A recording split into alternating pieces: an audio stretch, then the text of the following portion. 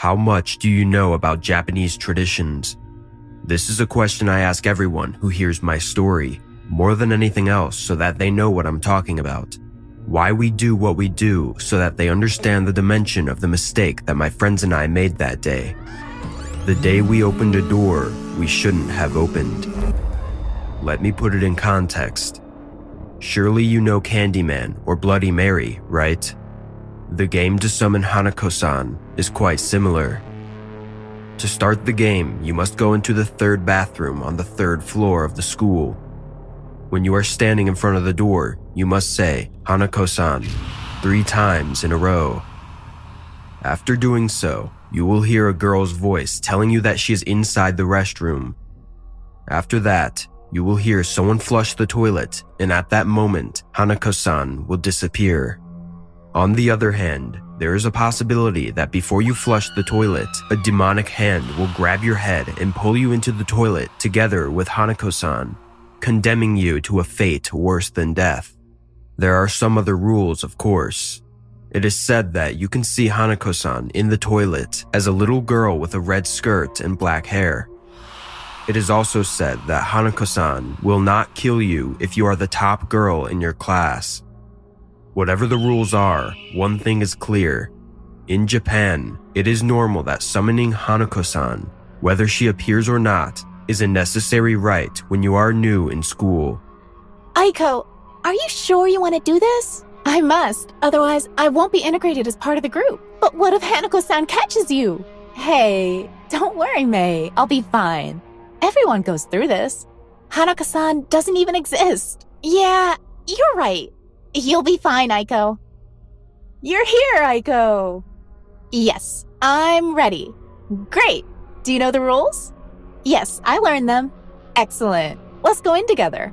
We all went to the bathroom together, but when we were getting to the third door, the other girls stayed behind, and I fearfully went into the bathroom and sat on the toilet, closing the door in the process. You can do it, Aiko. We trust you. Okay, I can do this. Hanako-san. Hanako-san. Hanako-san.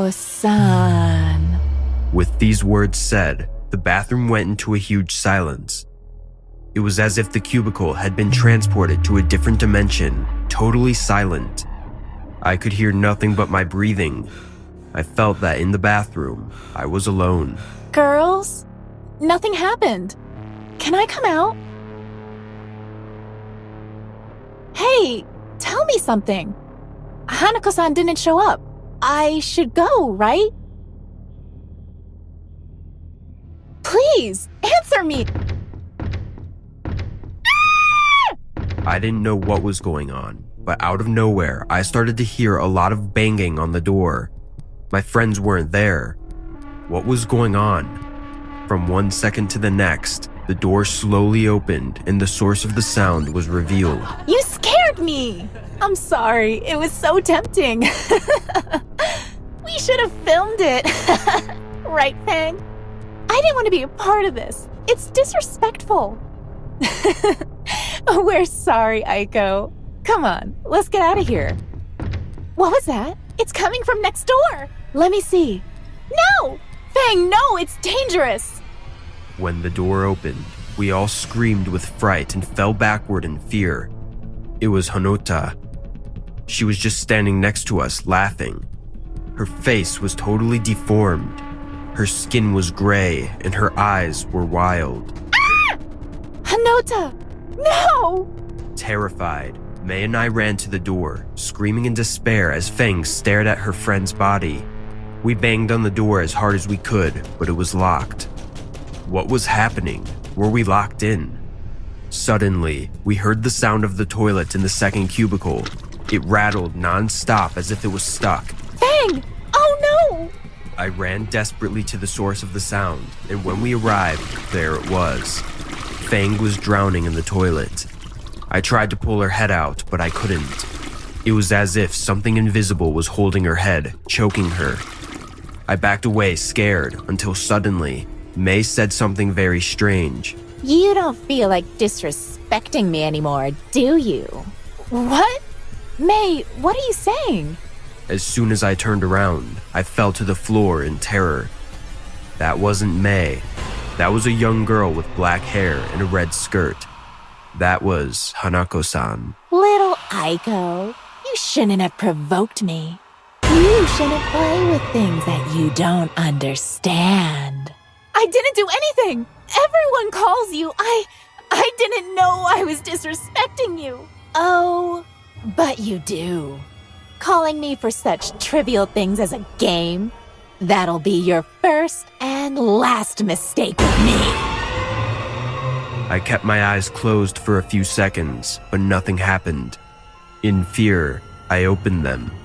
I was standing in front of the third bathroom door, about to perform the ritual.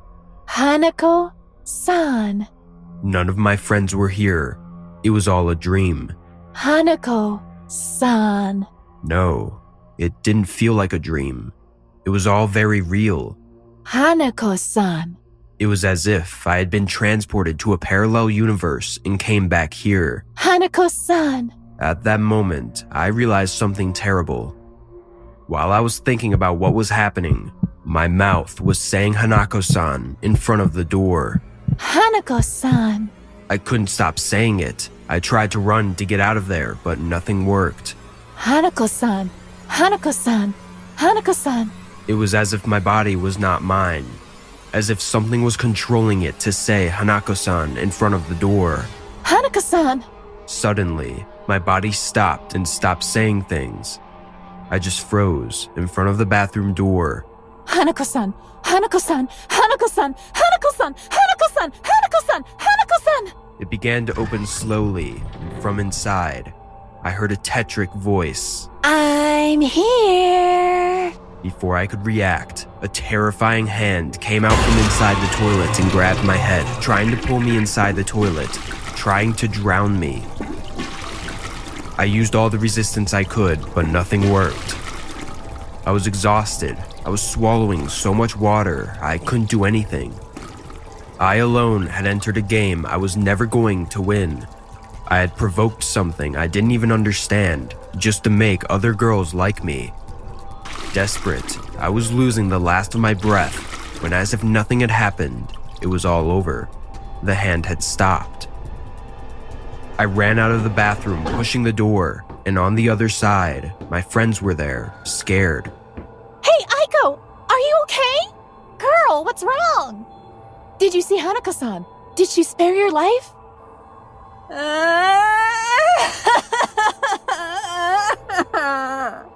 Overwhelmed by the situation, the only thing I could do was cry with all my strength. When I told my friends everything, they thought I was playing a joke, but after seeing my face, they believed me. They were all terrified and promised themselves never to do anything like that again. When I got to class, the teacher came up to me with a big smile and congratulated me for obtaining the highest grade in the class. Terrified, I received the grade and looked at my friends, who understood what was going on in my head. Hanako-san spares the lives of the girls who get the highest grade. If I hadn't have done so well on this exam, who knows what would have happened to me. Hey guys, I hope you're enjoying the video. If so, please leave a like. And also, a small percentage of people that watch my videos are actually subscribed. If you want to support this channel and make this channel reach the 1 million mark, please consider subscribing. It's free and you can change your mind later. Enjoy. Even 20 years later, I hate being in small enclosed spaces. My name is Jason, and about 20 years ago, something happened that remains vivid in my mind. I still wake up clammy, and my heart pounds as I feel the familiar presence of her next to me. Her breathing labored together with me in the darkness.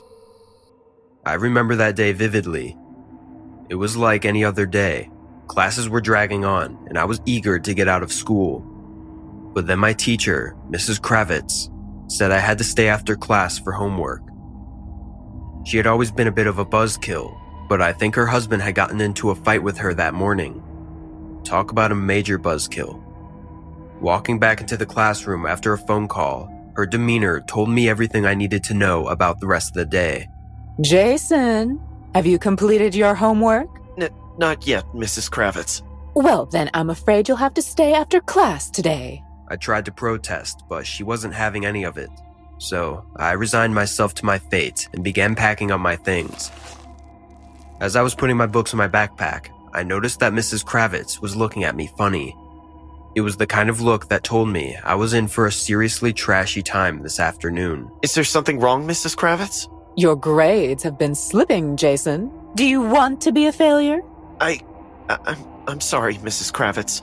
I'll try harder. See that you do. Now, let's get started on your homework. And so we began working on my homework. The minutes turned into hours, and the hours turned into what felt like days. Mrs. Kravitz was a tough taskmaster, but I slogged through it. Finally, however, we were nearing the end of the assignment. Just a few more problems and you'll be free to go, Jason. Now, let me explain something about the school to you. This was a private school, see, so there were only a handful of students. And the school was located in a remote area, so there weren't any other buildings nearby. In other words, there was no one else around as I studied with Mrs. Kravitz. For this reason, the rest of the lights in the building had already been turned off, giving the entire school a bit of a creepy feeling. I wasn't paying any attention to that though, since I was just happy to be done with my homework. As I stood up to put away my things, the hallway light, which was off, suddenly turned on. What the? I turned to Mrs. Kravitz, but she just shrugged her shoulders. The janitor must have left it on. Go turn it off, Jason. Sighing, I walked out into the hallway. The light switch was several yards away, so I had to walk down the length of the hallway. As I did, I couldn't help but feel like someone was watching me. It was a feeling that gave me the creeps, but I told myself that it was just my imagination. Finally, I reached the light switch and turned it off. As I did, I heard a noise behind me. Turning around, I looked down the length of the hallway. At the very end of the hallway, a figure stood there in the dark, its silhouette illuminated by the soft light coming from the windows. Long, frazzled hair was the defining feature I could make out, along with some kind of long dress. Who's there? There was no answer, but the figure began walking towards me, slowly but methodically. I squirmed uncomfortably, but assured myself it was probably just one of my classmates playing a prank on me. As the silhouette neared the classroom door, however, Mrs. Kravitz poked her head out. Jason, what are you doing out there? Get in here. As she did, the figure sprung into action. Lurching towards Mrs. Kravitz, it grabbed her around the throat and dragged her, kicking and screaming, back into the classroom. I heard the classroom light switch flick as the room went dark, blood-curdling screams echoing through the hallway. I stood there, frozen in fear, not knowing what to do. I thought about running away, but I didn't want to leave Mrs. Kravitz behind. I also thought about going into the classroom to see if I could help her, but I was too scared. In the end, I just stood there like a deer in headlights. I don't know how long I stood there, but eventually, the screams stopped. The only sound I could hear was the sound of heavy breathing coming from the classroom, and then the figure emerged from the darkness. Her face was covered in blood, and her eyes were wild. It was a girl, about my age, but I didn't recognize her. She looked at me for a moment, and I could see the madness in her eyes. Finally, my body gave way as I screamed, my voice echoing through the empty hall. Ah! Get away from me! Turning, I lunged down the hallway towards the exit. I could hear the girl laughing maniacally as she gave chase.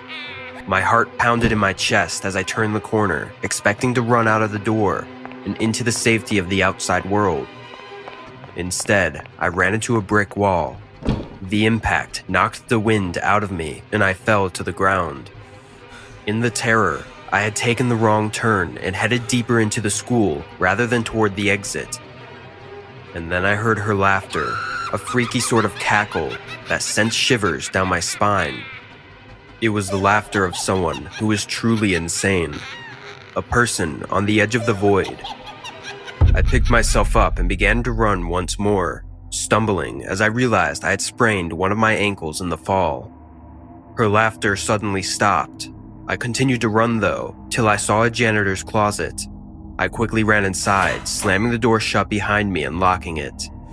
I kept the light off, silently trembling as I stayed there in the darkness. I don't know how long I was in there, but my senses began to heighten as I listened. And as I did, my heart sank as I heard the steady but heavy breathing from right next to me, inside the janitor's closet. To this day, I don't know how she got in there with me. I don't know if there was another entrance to the closet or if she simply slipped in there as I ran in.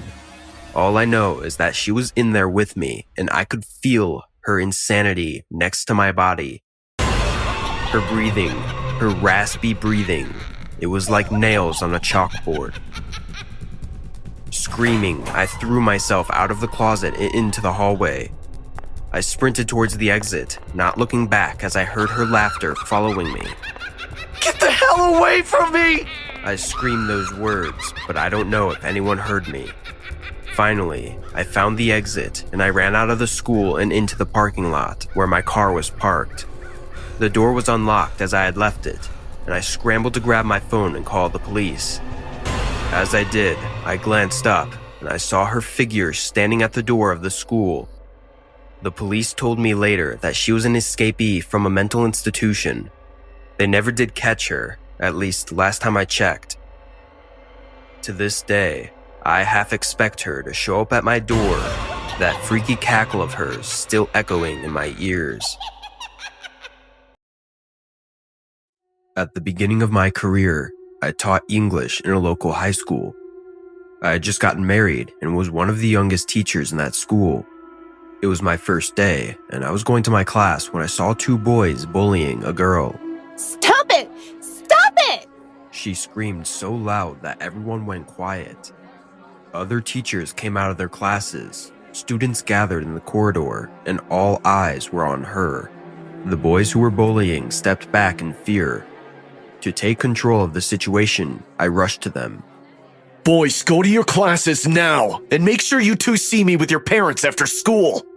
They ran away. Everyone got back to their job, and I walked to my class.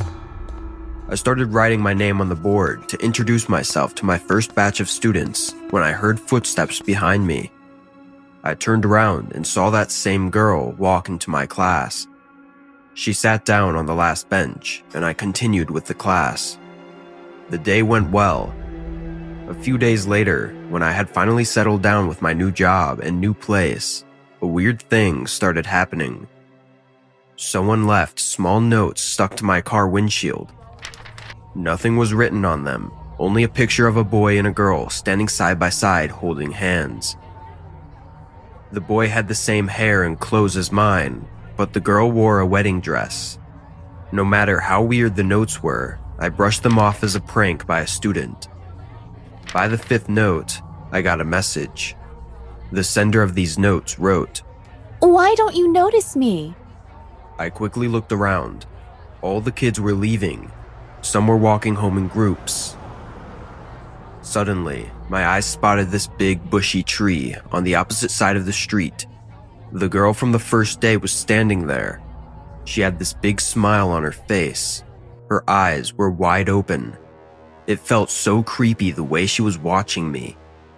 I realized she was the one sending me all these love notes.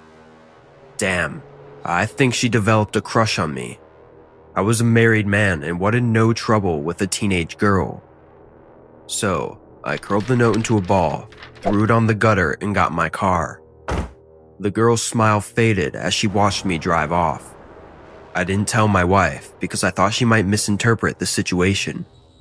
The next day, I took off and spent the entire day with my wife. We went to the club, danced, and got drunk. We had a wild night after that. The next day was a Sunday. I went to buy some groceries at the local market. My wife went along. We were picking up apples when I heard a woman call out to my wife. Rhonda, how have you been? Hello, Mrs. Dempsey. She introduced me to this woman who had happened to be the mayor's wife. I went to shake hands with her when that girl from school marched behind her. You must be the new English teacher. Pamela said you helped her stand up to her bullies. I awkwardly smiled, and the girl watched my wife from tip to toe with a blank face. My wife could sense the tension on my face, so I told the woman it was nothing huge, just my duty as a teacher. Why didn't you come yesterday, Mr. Tamara? As shocked as we all were by the question, my discomfort grew further. I just need some rest. Thanks for asking, Pamela. Will you be at school tomorrow? Yes, I will. She walked away with her mom, and my wife and I finished the rest of shopping. Once we got in the car, my wife asked what happened to that girl. I told her everything except for the love notes. She nodded her head and said that the girl was weird. She didn't like the way Pamela checked her out. The next day, I had just finished the class and was going to the teacher's room for lunch when I heard my name. Mr. Tamara? I turned around and the girl was standing right behind me, almost giving me a heart attack. I brought cookies for you. I tried for the first time. Thanks, but I can't take them, Pamela. Why not? It's for you. I don't like cookies. Thanks, anyway. Her face shook down and she got quiet. I stood there awkwardly and then turned around to walk back. Did your wife tell you to stay away from me? What? Why don't you understand? What are you talking about? You have to leave your wife. She's coming between us. My patience drew the line there. I looked her in the eye and said in a strict tone, I'm your teacher, Pamela. You better remember that or I will call your parents. Her eyes burned in anger. She ground her teeth like a wolf, then left me alone. I made up my mind that today, once I get home, I will tell my wife about this psycho girl. But the principal held a meeting on an upcoming exam, so I had to stay a little late. Once I finally got off work, I rushed home. As I arrived on the front porch, I found the door half open. I entered the house, and it was in drop-dead silent. Rhonda, I'm home. I might have called out a little loud. Suddenly, I heard whimpering sobs coming from the kitchen. I followed it and saw Pamela was holding a knife at Rhonda, and she was barely trying not to cry. Our eyes met, and I realized the gravity of the situation. I started talking to Pamela. Pamela, put down the knife. Why? So you can ditch me for her? Okay. I'll divorce her and be with you. Will you? I nodded my head up and down, saying, Yes. Pamela slowly backed off to come towards me. When she was close, I jumped to grab the knife away, and she panicked. I got stabbed in the shoulder. When the paramedics were taking me away on the stretcher, I heard Rhonda crying and Pamela ranting to the cops like a maniac. He will live, right? The lady cops grabbed her and started taking her away. I could hear her screams until the ambulance doors closed. She was kicking in the air, screaming at the top. Mr. Tamara! I swear, I didn't mean to hurt you! Please! Don't hate me! I was discharged after a month. I wanted to quit my job and shift to another place, but Rhonda stopped me. She told me that Pamela was sent to a juvenile mental institution and her family went with her. I still get nightmares where I see Pamela standing next to my bed, leaning over my face and saying, Why don't you notice me?